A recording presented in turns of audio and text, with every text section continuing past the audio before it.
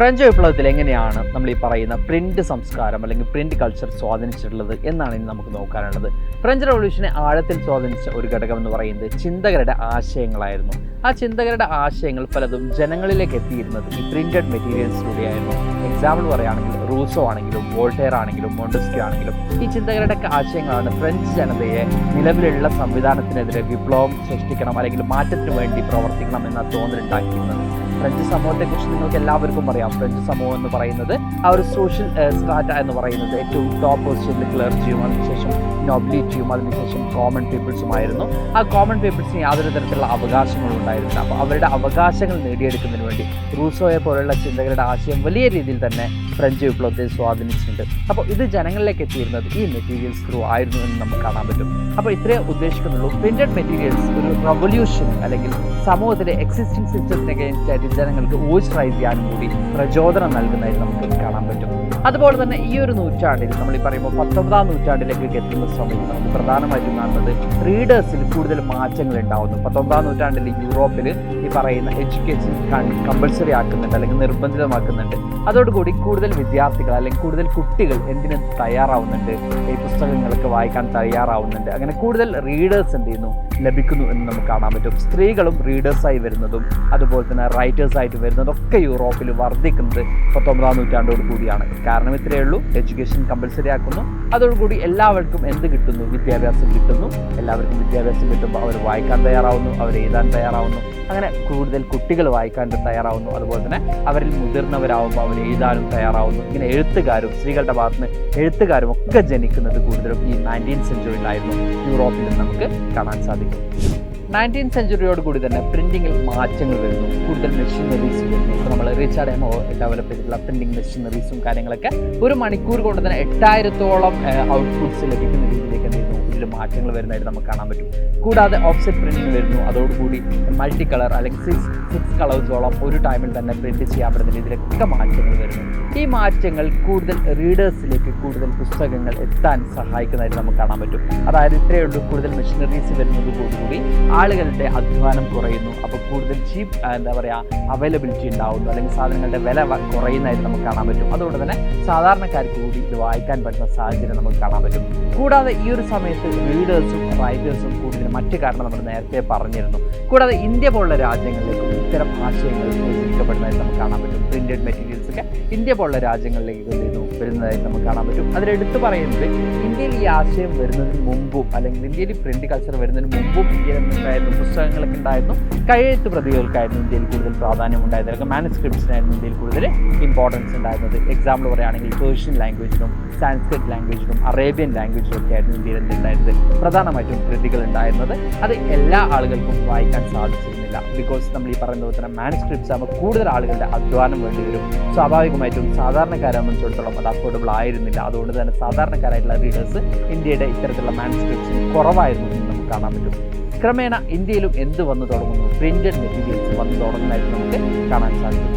16ാം നൂറ്റാണ്ടോട് കൂടിയാണ് പോർച്ചുഗീസുകാരാണ് ഇന്ത്യയിൽ ഗോവയിൽ ആദ്യമായിട്ടും ഈ ഒരു പ്രിന്റിംഗ് പ്രസ് ഇൻട്രൊഡ്യൂസ് ചെയ്യുന്നത് നമുക്ക് കാണാൻ പറ്റും. ഈ പ്രിന്റിംഗ് പ്രസ് ഇന്ത്യയിൽ ഇൻട്രൊഡ്യൂസ് ചെയ്യുന്നതോടുകൂടി ഇന്ത്യൻ ഭാഷയിൽ ഇന്ത്യൻ ലാംഗ്വേജിൽ നിരവധി പുസ്തകങ്ങൾ എന്ത് ചെയ്യുന്നു പ്രിന്റ് ചെയ്യപ്പെടുന്നതായിട്ട് നമുക്ക് കാണാൻ പറ്റും. പ്രത്യേകിച്ച് നമുക്ക് പറയുകയാണെങ്കിൽ കന്നഡ ഭാഷയിലും തമിഴ് ഭാഷയിലും മലയാളം ഭാഷയിലൊക്കെ എന്ത് ചെയ്യുന്നുണ്ട് നിരവധി പുസ്തകങ്ങൾ പ്രിന്റ് ചെയ്യപ്പെടുന്നതായിട്ട് നമുക്ക് കാണാൻ പറ്റും. ഈ കാലഘട്ടത്തിൽ മിഷനറീസ് ആയിരുന്നു, ക്രിസ്ത്യൻ മിഷനറീസിനായിരുന്നു കൂടുതലുമായിട്ടും ഇതിന് നേതൃത്വം കൊടുത്തത് എന്ന് നമുക്ക് കാണാൻ സാധിക്കും.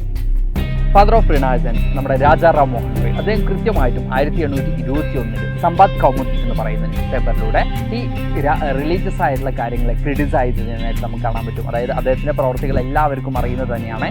ജാതി വ്യവസ്ഥയുള്ള പ്രശ്നങ്ങളെ എതിർക്കുക, അതുപോലെ തന്നെ സതി സമ്പ്രദായത്തെ എതിർക്കുക, സതി നിരോധിക്കാൻ ഏറ്റവും കൂടുതൽ പ്രവർത്തിച്ചിട്ടുള്ളത് രാജാറാം മോഹൻ റോയ് ആണ്. എല്ലാവർക്കും അറിയുന്ന കാര്യം തന്നെയാണ്. അപ്പോൾ അദ്ദേഹം ഈ റിലീജിയസ് ആയിട്ടുള്ള കാര്യങ്ങളെ എതിർക്കുകയും അതിനെ ഒപ്പോസ് ചെയ്യാൻ വേണ്ടി അദ്ദേഹം എതിർക്കുന്ന കാര്യങ്ങളെ ഒപ്പോസ് ചെയ്യാൻ വേണ്ടി ഓർത്തഡോക്സ് ഹിന്ദു വിഭാഗങ്ങൾ എന്ത് ചെയ്യുന്നുണ്ട്, സമാചാർ ചന്ദ്രിക എന്ന് പറയുന്ന ന്യൂസ് പേപ്പറിലൂടെ അദ്ദേഹം അവകാശപ്പെടുന്ന കാര്യങ്ങളെ ക്രിട്ടിസൈസ് ചെയ്യുന്നതായിട്ട് നമുക്ക് കാണാൻ പറ്റും. ഇവിടെ നമ്മൾ പറയുന്നത് രണ്ട് വിഭാഗക്കാരും, അതായത് ഈ പറയുന്ന റിഫോമേഴ്സ് ആണെങ്കിലും ഓർത്തഡോക്സ് വിഭാഗമാണെങ്കിലും രണ്ടും അവരുടെ വെപ്പണായിട്ട് യൂസ് ചെയ്തിരുന്ന എന്തായിരുന്നു, ഈ പ്രിന്റഡ് മെറ്റീരിയൽസ് തന്നെയായിരുന്നു. അതായത് നമ്മളിവിടെ പറയുന്ന പ്രധാനപ്പെട്ട കാര്യം എന്ന് പറയുന്നത് ആൻറ്റി റിലീജിയസ് ആയിട്ടുള്ള ഐഡിയോളജി പ്രൊപ്പഗേറ്റ് ചെയ്യാനും റിലീജിയസ് ആയിട്ടുള്ള ഐഡിയോളജി പ്രൊപ്പഗേറ്റ് ചെയ്യാനും ഈ ഒരു കാലഘട്ടത്തിൽ പ്രിന്റഡ് മെറ്റീരിയൽസ് യൂസ് ചെയ്തിരുന്നതായിട്ട് നമുക്ക് കാണാൻ പറ്റും. ഇസ്ലാമിക് ലാംഗ്വേജിലും അതുപോലെ തന്നെ പേർഷ്യൻ ലാംഗ്വേജിലും അതുപോലെ തന്നെ ഹിന്ദി ലാംഗ്വേജിലും റിലീജിയസ് ആയിട്ടുള്ള ന്യൂസ് പേപ്പേഴ്സും റിലീജിയസ് ആയിട്ടുള്ള ടെക്സ്റ്റും ഈ ഒരു കാലഘട്ടത്തിൽ വലിയ രീതിയിൽ തന്നെ ഇതിൻ്റെ സ്പ്രെഡ് ആയിരുന്നതായിട്ട് നമുക്ക് കാണാൻ സാധിക്കും.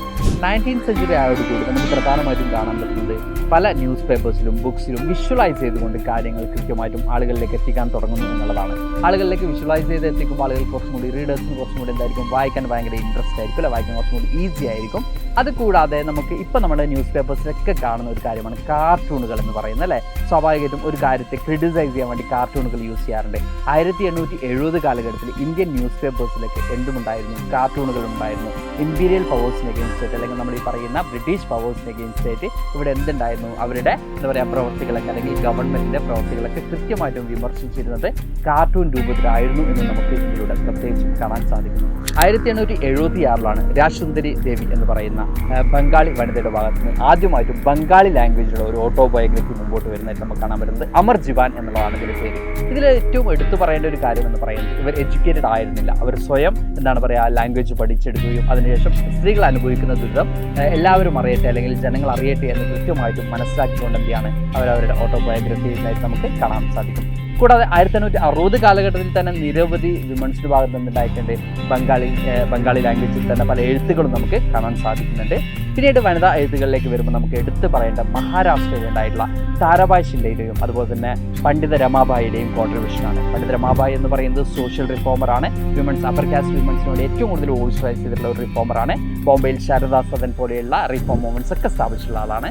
അപ്പോൾ അവരും എന്താ പറയുക ഈ പറയുന്ന അപ്പർ കാസ്റ്റ് വിമൻസ് അനുഭവിക്കുന്ന മിസറബിൾ കണ്ടീഷൻസ് ജനങ്ങൾ അറിയുകയും അതിന് സൊല്യൂഷൻ കണ്ടെത്തണമെന്ന് കൃത്യമായി മനസ്സിലാക്കുകയും അവരുടെ പുസ്തകങ്ങളിലും നമുക്ക് എന്ത് കാണാൻ പറ്റും, ഈ സ്ത്രീകളുടെ അനുഭവങ്ങളെ കൃത്യമായിട്ടും കാണാൻ സാധിക്കും. പിന്നീട് നമ്മുടെ ഇന്ത്യയിൽ പല സോഷ്യൽ റിഫോമേഴ്സ് ജ്യോതിബ ഫുലെ ആണെങ്കിലും പിന്നീട് നോക്കുകയാണെങ്കിൽ ഡോക്ടർ BR അംബേദ്കറും EV രാമസ്വാമി നായ്ക്കറും ഇങ്ങനെയുള്ള നിരവധി സോഷ്യൽ റിഫോമേഴ്സ് റിലീജിയസ് ആയിട്ടുള്ള പ്രശ്നങ്ങൾ അല്ലെങ്കിൽ അന്നത്തെ സൊസൈറ്റി നേരിടുന്ന പ്രധാനപ്പെട്ട പ്രശ്നം എന്ന് പറയുന്നത് കാസ്റ്റ് ബേസ്ഡ് ഡിസ്ക്രിമിനേഷൻ ആയിരുന്നു, ജാതിപരമായിട്ടുള്ള വേർതിരിവുകളായിരുന്നു. അതിനെ കൃത്യമായി അഡ്രസ്സ് ചെയ്തുകൊണ്ട് അവരുടേതായിട്ടുള്ള പുസ്തകങ്ങളിലൂടെയും അവരുടേതായിട്ടുള്ള ലേഖനങ്ങളിലൂടെയും ജനങ്ങളിലേക്ക് എത്തിക്കാൻ ശ്രമിച്ചിരുന്നതായിട്ട് നമുക്ക് കാണാൻ പറ്റും. കൂടാതെ ഈ ഒരു കാലഘട്ടത്തിൽ തന്നെ ഇമ്പീരിയലിസത്തെ അല്ലെങ്കിൽ നമ്മൾ ഈ പറയുന്ന ബ്രിട്ടീഷ് പവേഴ്സിനെ ക്രിട്ടിസൈസ് ചെയ്യാനും ഈ പറയുന്ന സോഷ്യൽ റിഫോമേഴ്സൊക്കെ ശ്രമിച്ചിരുന്നതായിട്ട് നമുക്ക് കാണാൻ സാധിക്കും. ബ്രിട്ടീഷുകാർക്കെതിരെ ഇന്ത്യൻ ന്യൂസ് പേപ്പേഴ്സ് ശബ്ദമുയർത്തുന്നതോടുകൂടി ബ്രിട്ടീഷേഴ്സ് ഇന്ത്യൻ ന്യൂസ് പേപ്പേഴ്സിനെ ഭയക്കാൻ തുടങ്ങുന്നു. അങ്ങനെയാണ് 1878 വെർണാക്കുലർ പ്രസ് ആക്ട് കൊണ്ടുവരുന്നത്. പ്രാദേശിക ഭാഷാ പത്രങ്ങൾക്ക് മേലെ ഒരു നിയന്ത്രണമാണ് ഏർപ്പെടുത്തുന്നത്. ബ്രിട്ടീഷ് വിരുദ്ധ ന്യൂസുകൾ കൊടുക്കുകയാണെങ്കിൽ അത്തരം ന്യൂസ് പേപ്പേഴ്സിന് നേരെ ഒരു സെൻസർഷിപ്പ് കൊണ്ടുവരുന്നു. അതുപോലെ തന്നെ അവർക്ക് ആദ്യം വാണിംഗ് കൊടുക്കുന്നു. അത് വീണ്ടും ആവർത്തിക്കുകയാണെങ്കിൽ അവരുടെ പത്രസ്ഥാപനം തന്നെ കണ്ടുകെട്ടുന്ന ഒരു രീതിയായിരുന്നു നമുക്ക് കാണാൻ സാധിച്ചിരുന്നത്. പ്രിന്റ് കൾച്ചർ ഇന്നും അവസാനിക്കുന്നില്ല. പ്രിന്റ് കൾച്ചർ എന്ന് പറയുമ്പോൾ ഇന്നും നമുക്ക് കാണാൻ പറ്റും നമ്മൾ ഇത്രത്തോളം വാട്സപ്പ് ആണെങ്കിലും സോഷ്യൽ മീഡിയാസ് ഒക്കെ യൂസ് ചെയ്യുന്നുണ്ടെങ്കിലും രാവിലെ എണീക്കുമ്പോൾ നമുക്ക് എന്ത് വേണ്ടി വരുന്നുണ്ട്, ന്യൂസ് പേപ്പേഴ്സ് വേണ്ടി വരുന്നുണ്ട്, അല്ലേ? അപ്പോൾ സ്വാഭാവികമായിട്ടും ഈ പ്രിന്റ് സംസ്കാരം തുടർന്നുകൊണ്ടേയിരിക്കുകയാണ്. പുതിയ പുതിയ മാറ്റങ്ങൾ അതിൽ സംഭവിച്ചുകൊണ്ടിരിക്കുന്നു. അപ്പോൾ ഈ ടെയിൽ ഓഫ് ടൈം അല്ലെങ്കിൽ നമ്മുടെ എന്താ പറയുക കാലത്തിൻ്റെ കഥ എന്ന് പറയുന്ന ഈ എപ്പിസോഡ് നമ്മൾ ഇതോടുകൂടി അവസാനിക്കുകയാണ്. വീണ്ടും നമുക്ക് പുതിയ വിഷയങ്ങളുമായി കാണാം. Thank you all, by.